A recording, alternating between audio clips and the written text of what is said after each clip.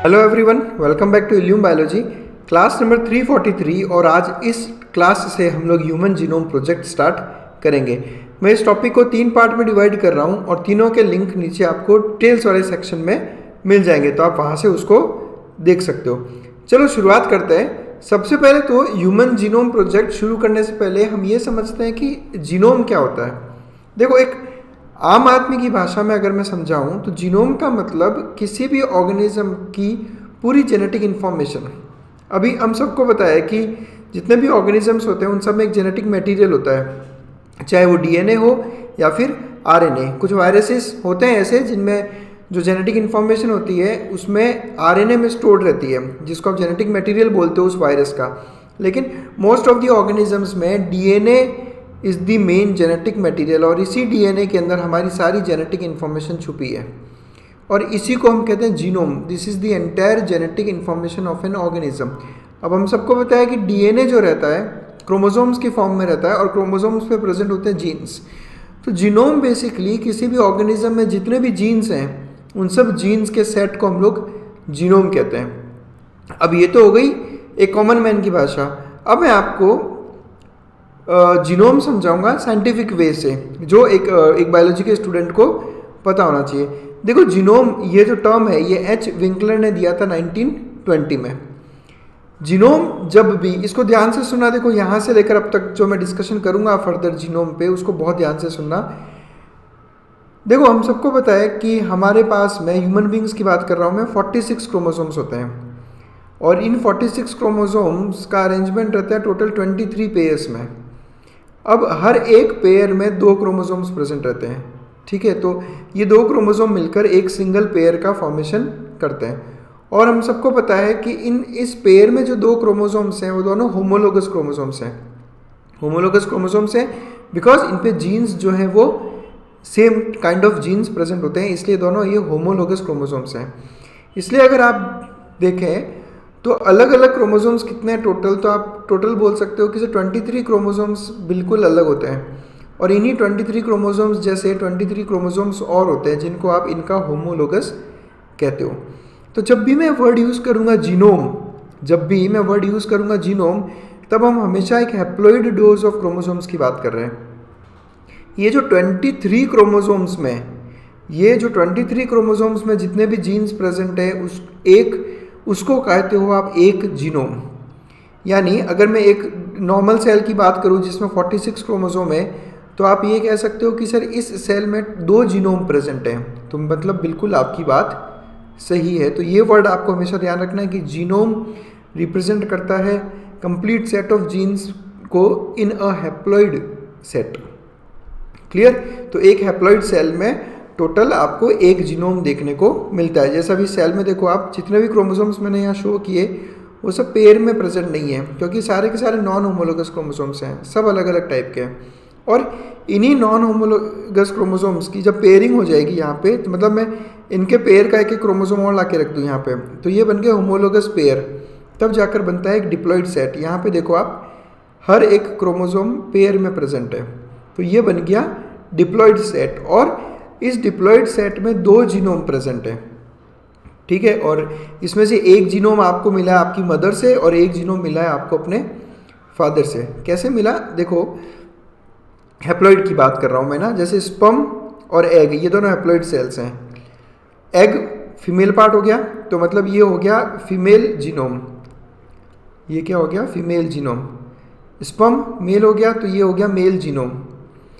अब इन दोनों का जब फ्यूजन होगा तो होगा फर्टिलाइजेशन और बनेगा जाइगोट। तो इस जाइगोट में ये फीमेल जीनोम और मेल जीनोम क्या हो जाएंगे? कंबाइन। इसलिए हम कहते हैं कि एक डिप्लॉइड सेल में 2 जीनोम प्रेजेंट होते हैं, एक मदर से आता है और एक फादर से आता है। और अगर 2 से ज़्यादा अगर जीनोम हो किसी सेल में, तब उसके लिए वर्ड यूज होता है polyploid.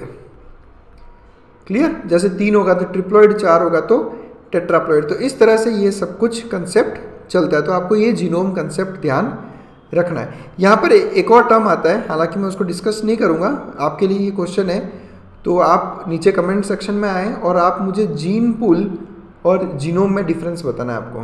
What is the difference between gene pool and genome. तो आई होप आप इसका आंसर मुझे अच्छे से दे पाएंगे। चलिए फिर जीनोम से शुरुआत होती है जीनोमिक्स की। अब जीनोमिक्स क्या है कि मॉलिक्यूलर बायोलॉजी की वो ब्रांच जिसमें हम लोग जीनोम का स्ट्रक्चर, उसके फंक्शन, उसका एवोल्यूशन कैसे होता है जीनोम का, उसकी मैपिंग और उसकी सीक्वेंसिंग स्टडी करते हैं, उसको हम कहते हैं जीनोमिक्स। यानी जितने भी आपका कंप्लीट जो जीनोम है उसके बारे में सारी स्टडी जीनोमिक्स कहलाती है। ये टर्म दिया था थॉमस रॉड्रिक्स ने 1986 में। तो देखो काफ़ी पुरानी बातें ये, 1986 में ही जीनोमिक्स टर्म दे दिया गया था। तो अब जब आपको जीनोम अच्छे से समझ में आ गया, तब अब हमें समझना है जीनोम प्रोजेक्ट। प्रोजेक्ट क्या होता है? प्रोजेक्ट का मतलब क्या हो गया? एक कोई एक्सरसाइज या कोई किसी काम को हम लोग प्रोजेक्ट कहते हैं। तो जीनोम प्रोजेक्ट का मतलब ये होता है कि एक ऐसा प्रोजेक्ट हम तैयार करेंगे जिसमें हम लोग किसी भी ऑर्गेनिज्म का एंटायर जेनेटिक मेकअप स्टडी करेंगे।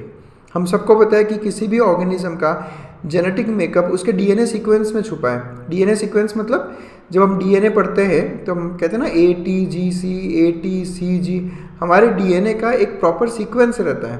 तो हर ऑर्गेनिज्म में ये जो डीएनए सीक्वेंस है यही इसका जेनेटिक मेकअप रहता है।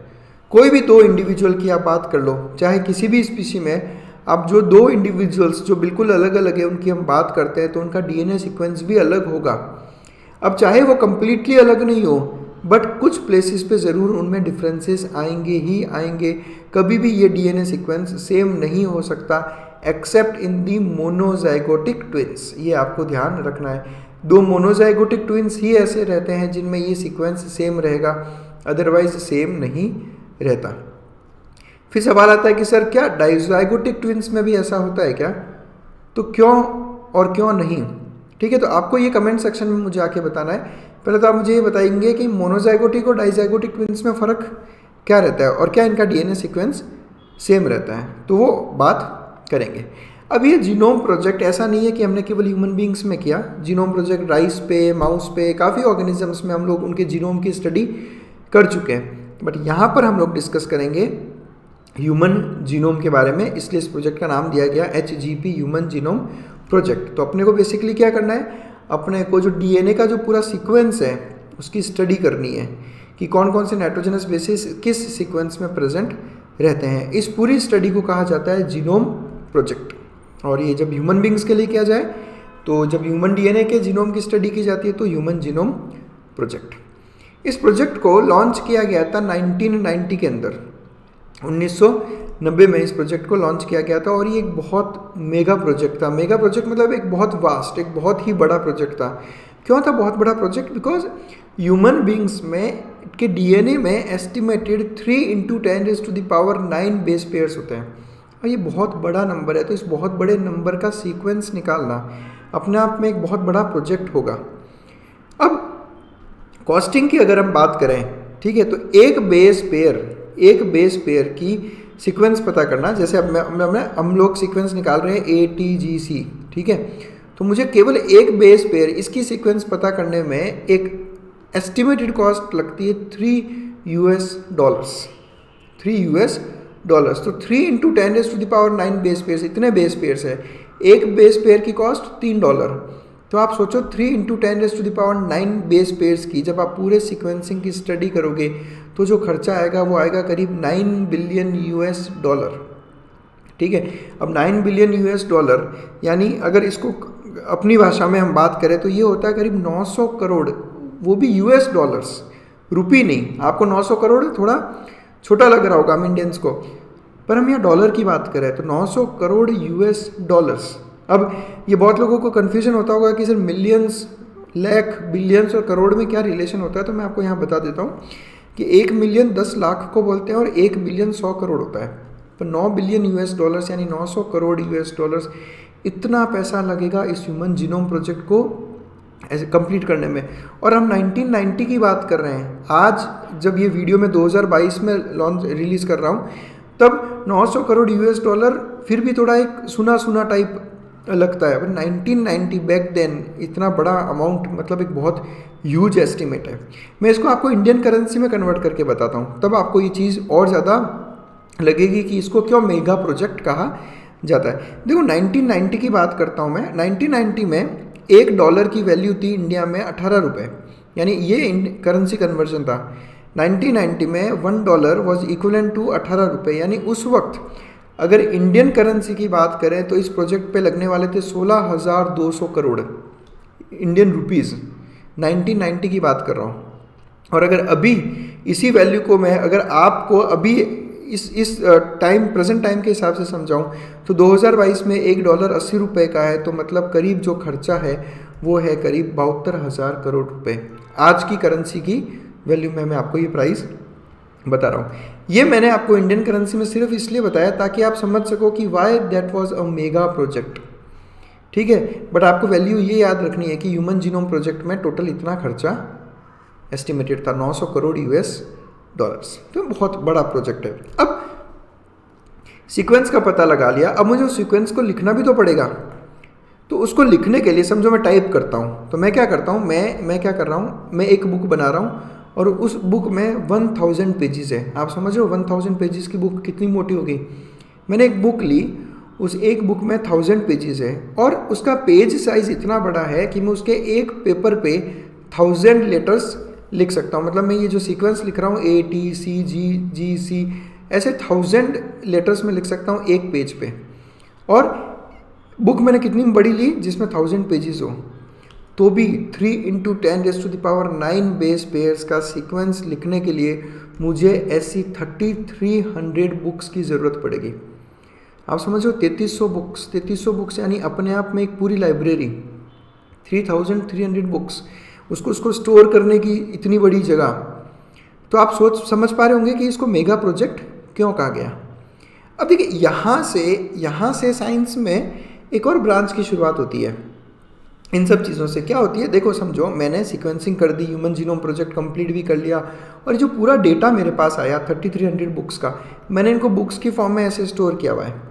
अब समझो मुझे एक दिन क्रोमोसोम नंबर 12 के ऊपर लॉन्ग आर्म में, जो क्रोमोसोम 12 का जो लॉन्ग आर्म है उसके जीन्स की स्टडी करनी है, तो मेरे लिए बहुत मुश्किल होगा इस बुक्स में जाकर उसको ढूंढना। मतलब इसको ढूंढने में मैं बहुत बड़ा टाइम लेने वाला हूँ। तो यहीं से शुरुआत हुई है बायो इन्फॉर्मेटिक्स की। अब ये बायो इन्फॉर्मेटिक्स क्या है, देखो बायो इन्फॉर्मेटिक्स मतलब जितना भी इंफॉर्मेशन है मेरे पास, हमें पता था कि ह्यूमन जीनोम प्रोजेक्ट में बहुत वास्ट डेटा कलेक्ट होगा, बहुत वास्ट डेटा जनरेट होगा। तो ज़रूरत थी ऐसे कंप्यूटेशनल डिवाइसेस की, कंप्यूटर्स की, उन सब की जो डेटा को स्टोर कर सके, ज़रूरत पड़ने पे डेटा को रिट्रीव कर सके। अब मुझे पता करना हो, जैसे मैंने बताया क्रोमोसोम नंबर 11, तो मेरे लिए ढूंढना मुश्किल होगा, और उसका एनालिसिस कर सके। तो यहीं से शुरुआत होती है एक और नए सब्जेक्ट की जिसका नाम है बायो इन्फॉर्मेटिक्स। ठीक है, तो बायो इन्फॉर्मेटिक्स का डेवलपमेंट यहीं से आप इसको ऐसा समझ सकते हो, यानी कि बदलाव आ गया। ये अभी कैसा रहता है कि जैसे समझो कि पहले की बात करता हूँ मैं, आज से 25 साल पहले की, कि आपके पास में गाने सुनने के लिए कैसेट्स हुआ करती थी। आपके पास में 1000 कैसेट्स हैं, आपने एक रूम में रखी हुई है, बट आपको किसी पर्टिकुलर मूवी की कैसेट से गाना सुनना हो तो आपको उस कैसेट को सर्च करने में बहुत टाइम लगना है।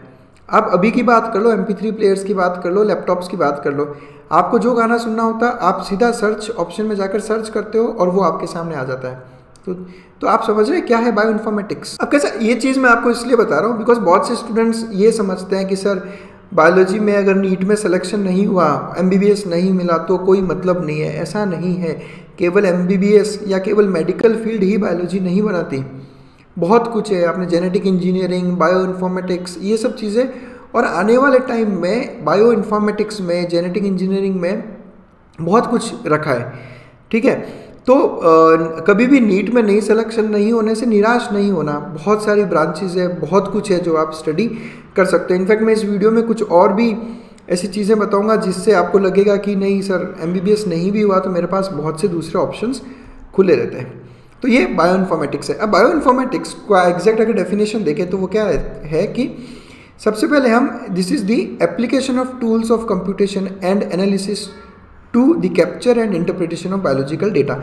मतलब जितना भी बायोलॉजिकल डेटा है अपने पास में, उन सबको कैप्चर करना, उसको इंटरप्रीट करना, उसको इंटरप्रीट करने के लिए, कैप्चर करने के लिए टूल्स बनाना, ठीक है, उनको एनालाइज करना, ये सब होता है बायो इन्फॉर्मेटिक्स में। ये एक इंटरडिसिप्लिनरी फील्ड है। क्यों? क्योंकि इसमें कंप्यूटर साइंस की नॉलेज आती है, mathematics, what is analytics, analytics is all based on mathematics. उसके अलावा फिजिक्स और बायोलॉजी, इन सब का कॉम्बिनेशन है बायो इन्फॉर्मेटिक्स। बहुत शानदार ये अपने आप में एक सब्जेक्ट है। तो ये रीजंस थे कि ह्यूमन जीनोम प्रोजेक्ट को मेगा प्रोजेक्ट क्यों कहा गया। जैसा हमने बोला कि लॉन्च किया गया था 1990 में और इसको कंप्लीट कर लिया गया था 2003 में, यानी टोटल 13 साल लगे थे HGP को। तो आप इसी से समझ पा रहे हो कि कितना मेगा प्रोजेक्ट है ये। 13 लंबे सालों में जाकर ह्यूमन जीनोम प्रोजेक्ट कंप्लीट हो पाया। अब देखिए, ह्यूमन जीनोम प्रोजेक्ट इतना बड़ा प्रोजेक्ट, तो उसको कोऑर्डिनेट किसने किया, किसने इसकी शुरुआत की, किसने थ्रू आउट इन 13 ईयर्स तक ये कंप्लीट प्रोजेक्ट किया। तो उसमें सबसे पहला नाम आता है US डिपार्टमेंट ऑफ एनर्जी, यानी USA की जो एनर्जी डिपार्टमेंट है उसका, और उसका साथ है NIH, national institutes of health. आपको अगर नहीं पता हो तो मैं आपको बता दूं कि USA की जो सबसे बड़ी हेल्थ पे जो रिसर्च जो ऑर्गेनाइजेशन है उसका नाम है NIH, national institute of health. Maryland नाम की एक जगह है US में जहाँ पर इसके हेडक्वार्टर्स है NIH के। आप बिल्कुल एक बार NIH की वेबसाइट पे जाओ और उस वेबसाइट पे जाके देखो कि किस मास लेवल पे कितनी रिसर्चेज NIH कर रहा है। तो NIH अपने आप में एक बहुत बड़ा ऑर्गेनाइजेशन है। तो आप, जैसा मैंने अभी आपको कहा ना कि MBBS नहीं मिला तो क्या भाई, बहुत कुछ होता है। रिसर्च फील्ड में जाओ, ट्राई करो बढ़िया मास्टर्स करने की, PhD करने की, फिर try to get into such huge organisations. और केवल ऐसा नहीं कि US में ही इतनी बड़ी बड़ी ऑर्गेनाइजेशंस हैं, इवन इंडिया में भी ICMR, CDRI, बहुत बड़ी बड़ी रिसर्च इंस्टीट्यूट्स है जहाँ पर आप काफ़ी हद तक काम कर सकते हो। मेजर पार्टनर्स कौन थे इन सब में? देखो, केवल ऐसा नहीं है कि इन दोनों से ही केवल इन दो कोऑर्डिनेटर से सब कुछ हो जाएगा।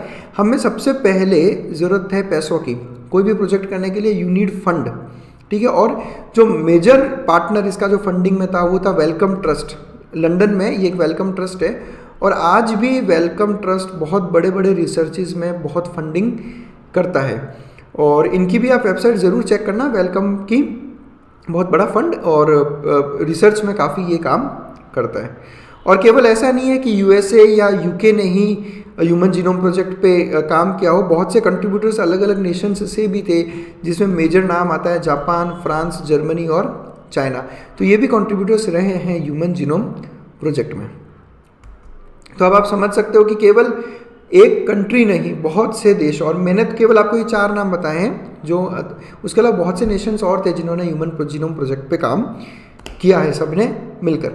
अब ह्यूमन जीनोम प्रोजेक्ट के गोल्स क्या थे? देखो, कोई भी प्रोजेक्ट जब स्टार्ट किया जाता है तो सबसे पहले अपने माइंड में ये क्लियर करना है कि अपने को बेसिकली करना क्या है, और ये जब मैं काम शुरू करूँगा तो मुझे क्या क्या परेशानी आ सकती है, मुझे इस काम में और क्या क्या चीज़ें इंक्लूड करनी है। तो मेरे दिमाग में किसी भी प्रोजेक्ट के गोल्स बिल्कुल क्लियर होने चाहिए।